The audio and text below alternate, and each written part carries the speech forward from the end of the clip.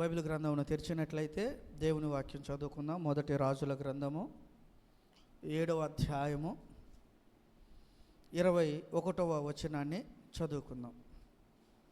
చదవబడిన మాటల్లో నుంచి కొన్ని శ్రేష్టమైన విషయాలను మనము అర్థం చేసుకోవటానికి ప్రయత్నం చేద్దాం.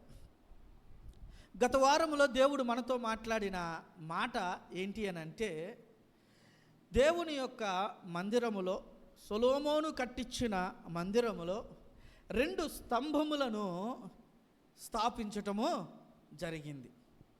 2 స్తంభములను స్థాపించటము జరిగింది. 2 స్తంభములను ఎత్తారు. కుడి ప్రక్కన ఒక స్తంభము, ఎడమ ప్రక్కన ఒక స్తంభము.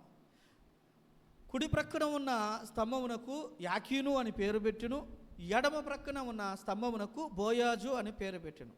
గత వారం దేవుడు మాట్లాడిన మాట మీకు ఒకసారి జ్ఞాపకం చేయాలి. వాక్యం అంతా చెప్పను కానీ వాక్య సారాంశమును మీకు తెలియజేస్తున్నాను. గత వారం దేవుడు మనతో మాట్లాడిన మాట ఏంటంటే, దేవుని మందిరములో నీకంటూ ఒక స్థానము ఉండాలి. దేవుని మందిరములో నీకంటూ ఒక స్థానము ఉండాలి.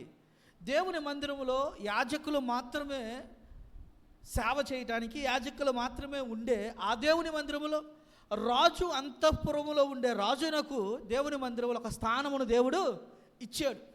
దేవుడు ఆ స్థానములో రాజుని నిలబెట్టినప్పుడు అతని జీవితము మార్పు చెందినట్లుగా మనం చూస్తున్నాం. అవునా కదా? అతని జీవితము మార్పు చెందింది. అతను ఏలుబడి చేసేవాడిగా మారాడు. ఎలా మారాడు? ఏలుబడి చేసేవాడిగా మారాడు. రెండవది, అతడు ఎలా మారబడ్డాడు? అతనికి దేవుని యొక్క వాక్యము అతని యొద్దకు వచ్చింది. దేవుని యొక్క ధర్మశాస్త్రం అతనికి ఇవ్వబడింది. ఏ విధముగా పరిపాలన చేయాలో, ఏ విధముగా బ్రతకాలో దేవుడు తన వాక్యముని ఇచ్చి తనని బలపరిచాడు. మూడవది, తనకు దేవుడు అభిషేకము చేశాడు. అంటే తనలో దేవుడు తన బలమును ఉంచి రాజరికము నడిపించటానికి ఒక బాలుడును దేవుడు స్థితిని మార్చాడు. బాలుడి యొక్క స్థితిని భయముతోనూ, మరణ భయముతోనూ మందిరములో దాగుకొనిన ఒక్క బాలుడి యొక్క స్థితిని దేవుడు మార్చాడు.